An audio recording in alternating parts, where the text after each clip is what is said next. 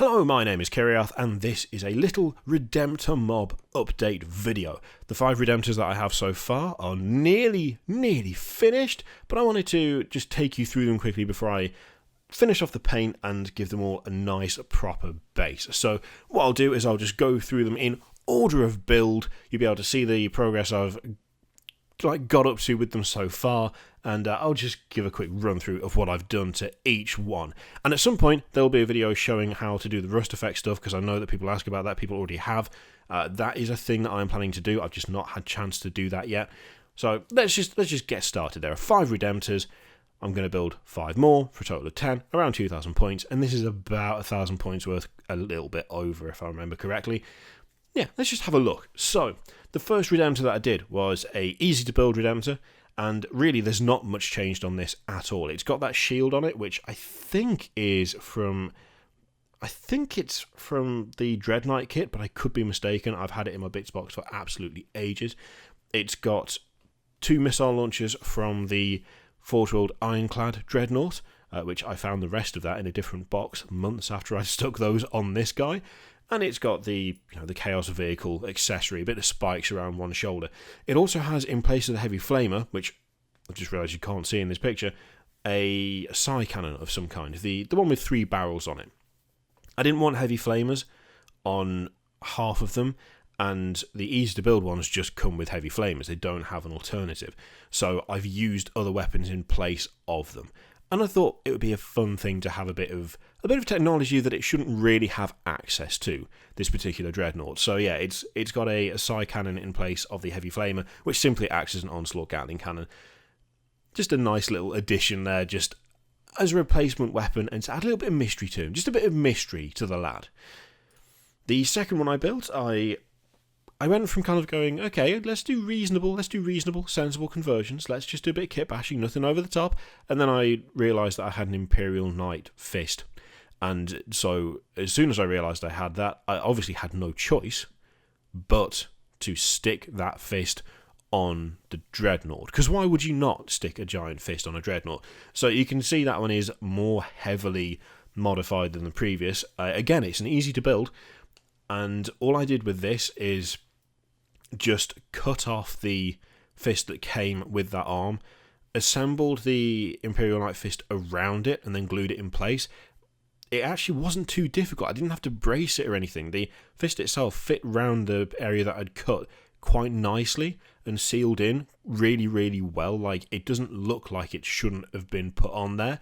Of course, there was no gun attached to that fist. I did think about having something on the back of it, but I quite liked having the kind of flat space that provided, and I didn't like the idea of trying to do like a kind of wrist mounted thing for that. I wanted the hand to be its own weapon. So you can see I took a heavy bolter and placed it next to the heavy onslaught Gatling cannon on the other arm, which again that takes the place of just a standard onslaught Gatling cannon, but it works. It's not strictly speaking the same weapon, but to be honest, this army is so full of different conversions and stuff that they don't technically have access to, that it's very much not a case of what you see is what you get. What you're getting is just a Redemptor with the frag launchers, on heavy onslaught Gatling cannon, and an onslaught Gatling cannon, and just the normal Dreadnought close combat weapon.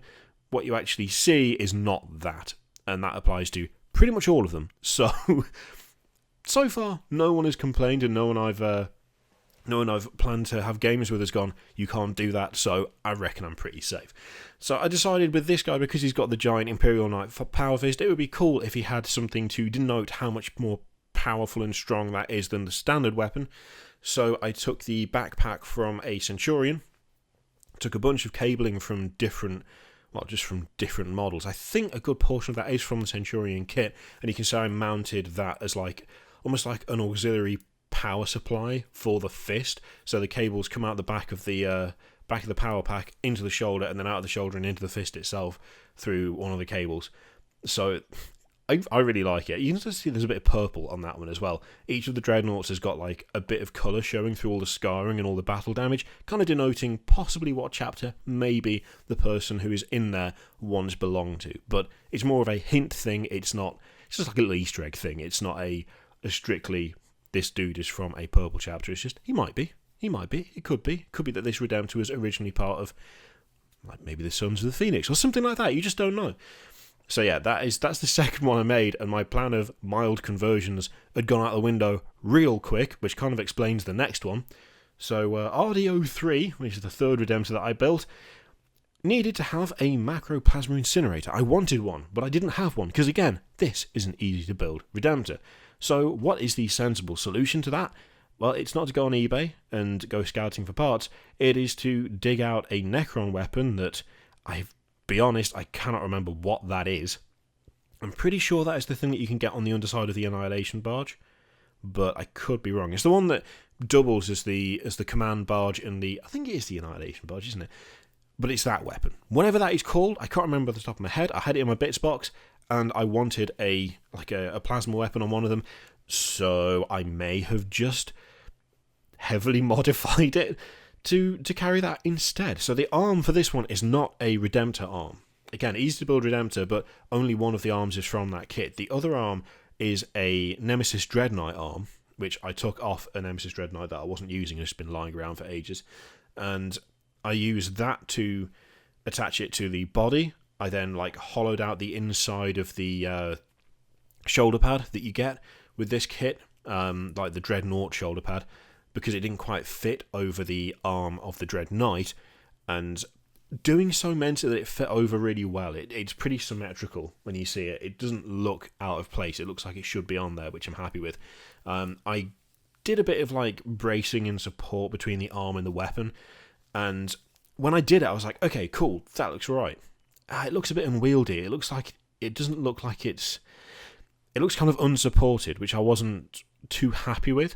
So I ended up going back, taking the the arm support that you can see off the Dreadnought and attaching that to the top of the Dreadnought body and the shoulder pad that I'd put over the top of the arm. And the angle of it works really, really well, because it looks like it lifts and moves the arm, which is exactly what I was going for. It looks very ramshackle. It looks like it was done in a hurry, but I quite like that. That's kind of something that ended up being a bit of a running theme with these guys, where it very much is a case of almost like battlefield modifications that have then been worked on a little bit, as opposed to a controlled environment of, okay, we're going to do this. You're going to do this carefully. We're going to test it carefully. Instead, it's, okay, he needs a new weapon. Pick that up, put it on there. And I quite like the way that's come out for that one. Again, for this, came with a heavy flamer because it was an easy to build, so I replaced it with a Storm Bolter, I believe, from the Betrayal at Calth set, which I've got a bunch of the Terminator weapons left over from that, so I used that on the underside of the other fist. So technically not an Onslaught Gatling Cannon, but it just counts as. The fourth one I built, but at this point I was well away from the whole, okay, I'm going to make these subtle. I figured the Necron weapon, this had already got into the realms of the ridiculous, so why not just go all out? So as you can see, RDO4, which doesn't have the red on him just yet, which might give some hint as to who the occupant might have once been part of, I had the chainsword lying around from the same Imperial Knight that I hadn't used the fist for, and so I thought, why not give that to a Redemptor Dreadnought? So I did, and it's one of my favourites out of the 5, I have to admit. It's ludicrous. I'm willing to, I'm right there with you. You're looking at that going, man, that arm looks way too long. I did try and make it shorter. I did experiment quite a bit before I actually did the final fit of this, but the arm being shorter made it look kind of stunted, like it wasn't able to move the chainsword properly, and I didn't like that.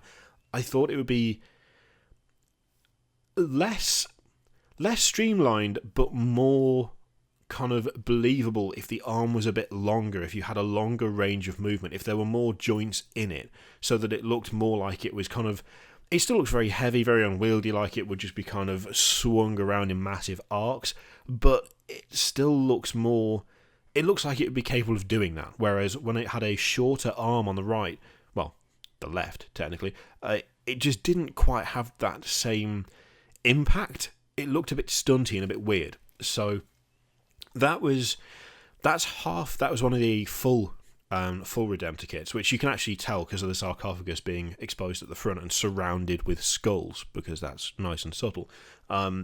So this was on the full fat Redemptors, which actually made this quite a bit easier because it meant I could assemble the arm of the Redemptor kind of in such a way that I could fit the chainsword arm both over and in it. There's like a bunch of plastic and sprue that is kind of inside that joint. So it's like the full length of the Redemptor's arm and then the kind of hinge and socket for the Imperial Knight. And I managed to get it so that one fit over the other while something went through both to anchor them together. So it's a really, really sturdy, it was really sturdy before it was wrapped up in chains. I was like, you've got to have some chains on there. It's got to be metal as hell. So that's why it has a bunch of chain wrapped around the arm. Didn't need it. It was already secure enough, but it kind of added an extra kind of, I guess, a bit more of a brutal element to it. And then I found a bunch of those hooks from the Chaos Vehicle sprue and thought, he's already covered in skulls. It's not going to get any less subtle. I might as well go for it. As a result, it looks mad, it looks properly mental, because it's a Redemptor covered in skulls and hooks and chains wielding a massive chainsword. But of all of them, I think it's probably my second favourite, just because of how out there and over the top it is. It looks really over the top. I also intentionally left some armour off the legs of this one as well, because with the armour on the legs, it looked quite chunky. With the armour off the legs, for some reason it makes it look a little bit more agile to me. Compared to the others, it looks a little, I don't know, it just looks less heavily armoured, which I quite like. It looks a bit faster. And I thought that was a nice contrast between that and the one with the fist, because the fist has the armour plates on the legs, and it kind of looks a bit slower somehow. I'm not really sure what it is. I think it's because it's a slimmer profile at the top of the legs, which contrasts a bit better with the massive skulls that have been attached to the front of it. But that was very much a deliberate choice, and I'm still, every now and again, I kind of go back and forth. I'm like, oh, should I put the plates on? But then I think it works really well without it, so I've left it. And the final Redemptor that I built was RD05, which you'll notice again, a lot of Imperial Knight weaponry has gone on to these lads, so I can't remember what weapon this is, actually, from the Imperial Knight. I can't remember which, because there's two different missile launchers they get, and I can't remember which one it is, because my Imperial Knight just doesn't run a carapace weapon. So I had that left over, and I wanted to do something completely different to the others. So what I tried with this one, again, this is a full fat Redemptor, because I had that left over, I thought reasonably, there's no loadout that would work for if I run it as a Redemptor. That's not something that doesn't exist. There's no loadout for that. But I wanted to use it anyway, because I had the idea that I might be able to make something that looks a bit like up armoured, like a proper artillery piece. So this is one of the more kind of extensively modified ones, but only in small ways, but it makes the most difference, if that makes sense. So we have the big carapace weapon from an Imperial Knight, which amazingly just slotted right into the socket for the Dreadnought. I was super happy with that. I didn't have to do anything to it at all. I literally put it together. I was like, will that fit in that gap if I just put it? Oh, brilliant, it does. No work required for that, which I was super happy about. I took the feet from the Nemesis Dreadnought, and I also took the pistons off the back of the legs. So what I thought would be cool is that's a large weapon on that Redemptor. When it fires, it would be cool if there was some mechanism for bracing itself, and I feel like those feet seem more heavily armoured and almost a bit more stable in a way. So I dry fit those and they worked really well. And then I realised that if I took the piston things off the back of the Dreadnought and stuck them on the back of the calves, it's like a bracing system. The way they're built, it looks like they can extend out and down, which was perfect for having this massive missile launcher attached to the side of it. So it's got the feet of the Nemesis Dreadnought, it's got the missile launcher, carapace weapon from an Imperial Knight, it's got the two pistons off the back of the Dreadnought, facing down and slightly out on the back of the calves of the Dreadnought. I took the Gatling cannon, as you can see, and just moved it over onto the other arm. It's a little bit clunky. I couldn't find a decent way to reverse the side that the ammo hopper was on, but to be honest, I don't mind it too much. It looks kind of chunky the way it is now, but the whole Dreadnought looks chunky. There is something about the combination of the feet, the missile launcher, and also what I did on the front of it that just makes it look really heavily armoured, more so than the other Redemptors. I think a lot of that is down to what was actually a very simple conversion. Because I had like the external armour free from the other Dreadnought, because I didn't use it, I covered it in skulls, all I did was raise the external armour on this one up, cut the bottom, like the very bottom section of that same piece off, file it down, and place it in the gap. Having that extra armour raised up, covering more of the sarcophagus so you can only just see the slit, and so that it's like higher up on the model, for some reason it makes a massive difference to the model. Combine it with the feet and it is genuinely a bit taller. It's taller and it looks more heavily armoured. It actually looks like a bit of walking artillery, which is absolutely what it's perfect. It's what I really wanted to get out of it. So this one and the chainsword, those are the two favourite conversions out of the 5 I've done so far, just because they are the ones that came out, I think, the best and the most different. Like, in terms of silhouette and in terms of looking at them, they are so different from the others, and they are instantly recognisable as being something that's been heavily messed with. Admittedly, the one with the Necron weapon is very much like that, but I feel like the chainsword one and the and this one with the missile launchers, it's more cohesive. It's come together a bit better. So yeah, I mean, I'm super happy with what I've managed so far. There's a bit of detail work to be done on all of them. There's quite a bit of blood to go onto the one with the chainsword, and of course I need to base them properly. But overall, the first 5 Dreadnoughts of this army, I'm pretty damn happy with, and I've already got some stuff ready for making the others as well. And yeah, I'm pretty pleased with this project so far. I'm happy with the colour scheme, I'm happy with the worn, dirty, oily look, and just overall it's been a lot of fun just taking different bits and going, okay, how do I make this Dreadnought different from the previous 4 Dreadnoughts? That kind of thing. It's a fun exercise to try and make them all look different, but all part of the same force. So yeah, that is where I am currently at with the Redemptor mob. We are 5 Dreadnoughts down, 5 to go, and then we'll start getting ridiculous with Chaplain conversions and Librarian Dread conversions, and I really hope that we start to see more weapon options for Redemptors, because I would love to actually be able to run the Missile Redemptor as a Missile Redemptor, because that would be cool as hell. I mean, it's easily one of my favourite conversions that I've done full stop, even though it's not that complicated really, just because of how it looks. It looks like just an armoured walking artillery piece, which is spot on. So yeah, that is the Redemptor mob. I hope you found that interesting. I hope you found that inspiring. I hope you go away and create your own ridiculous army of dreadnoughts or tanks or whatever you fancy doing. And there'll be another update when they are complete and when the Tech Marine has been finished and can join them and lead them into battle. Thank you very much for watching. Feel free to click all the things all over the screen, Patreon, really subscribe, all of that stuff. Click it if you like, don't click it if you don't want to, and I will see you for the next one.